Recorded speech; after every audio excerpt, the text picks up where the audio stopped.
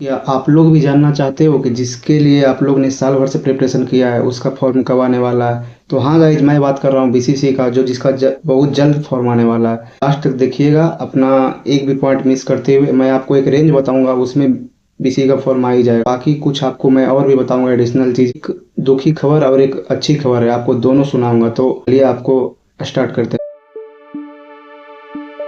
मैं आपको mobile screen पे ले जाने से पहले मैं आपको ये बता देना चाहता हूँ कि अगर आपके पास डॉक्यूमेंट की कमी है या आपका डॉक्यूमेंट जैसे जातीय निवास टाइम का नहीं है, तो उसको बनवा लीजिए। कि जब आपके पास टाइम रहेगा, लेकिन टाइम रहेगा ना, तो बहुत से लोग जल्दी जल्दी में गलत कर देते हैं और आगे जाकर पछताते हैं। इसलिए ऐसा ना हो, आप लोग प्रिपरेशन करते रहिए और साथ में अपना जितना भी डॉक्यूमेंट लगता है बीसीसी में, उसको पहले से ही तैयार रखिए। क्योंकि आपको, मैं मानता हूँ कि आपको टाइम मिलेगा, अच्छा दिन टाइम मिलेगा उसको मतलब फिर करने का, लेकिन नहीं, ऐसा नहीं होना चाहिए।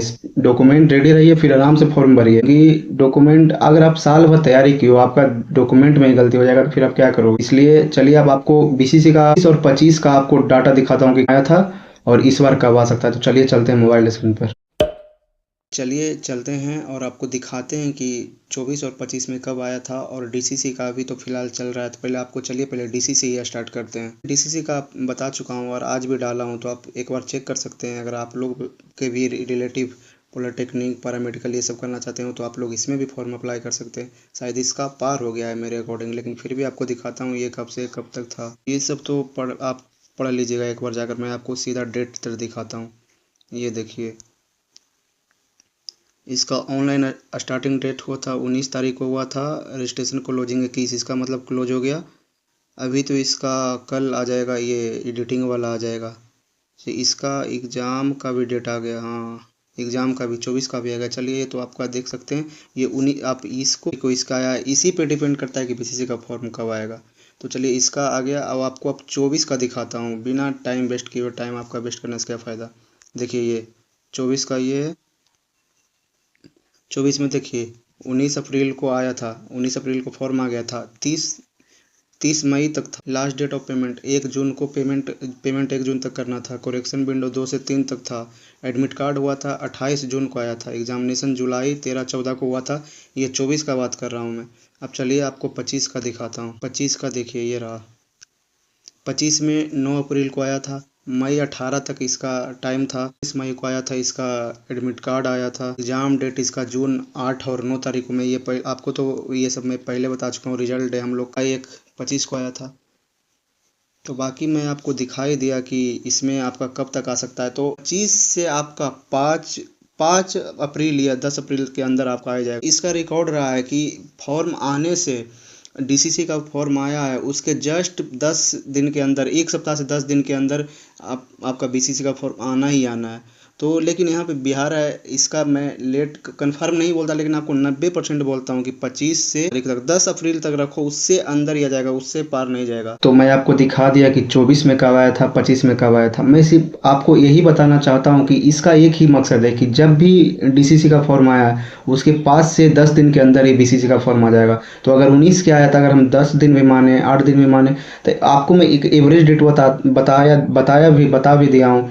25 से लेकर आपका 10 अप्रैल तक रखो, इसके लिए आप पूरा तैयार हो जाओ, इससे ऊपर नहीं जाने वाला है। अब आपको मैं जो दो दुखी, एक सुखी और एक दुखी बात बताने वाला था, उसमें मैं आपको दुखी बात बताता हूँ। आप लोग का इस बार का एग्ज़ाम बहुत जल्द होने वाला है।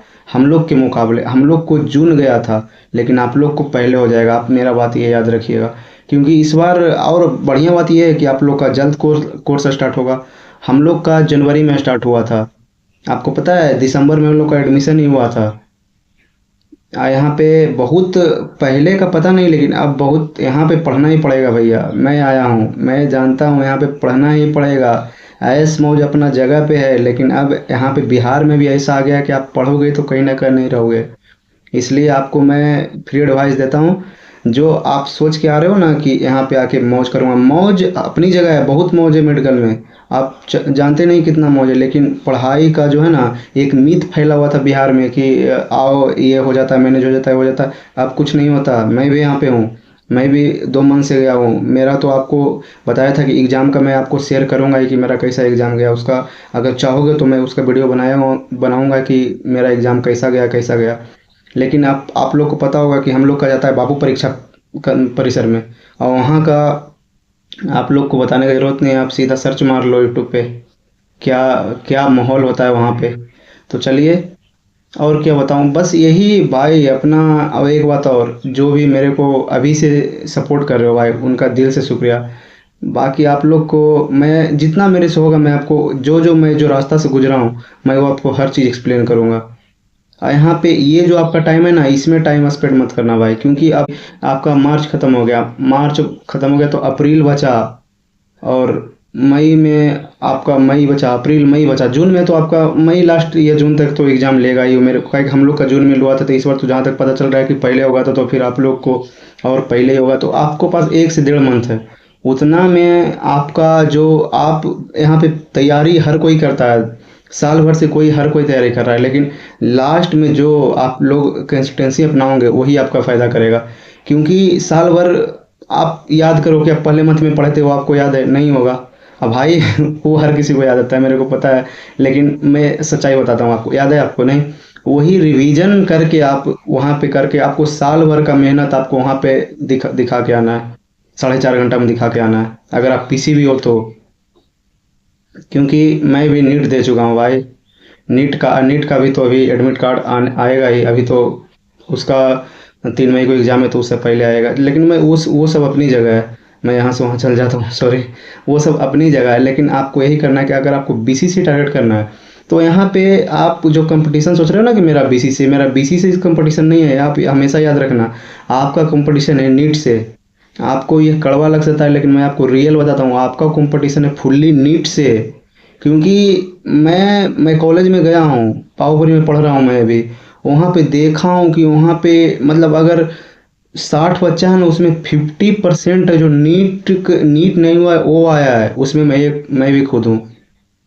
50 बंदा है जो नीट से आया है। ऐसा भी नहीं कि किसी का 200 रैंक आ रहा है, किसी का 300 रैंक आ रहा है, सबका 400 प्लस 500 के लगभग आया है। और जो थोड़ा थोड़ा छटा है वो यहाँ है। तो मेरा मकसद एक ही है कि आप लोग ये मत सोचना कि मैं बीसीसी का हूँ तो मैं नॉर्मल तैयारी करके निकल जाऊंगा, नहीं।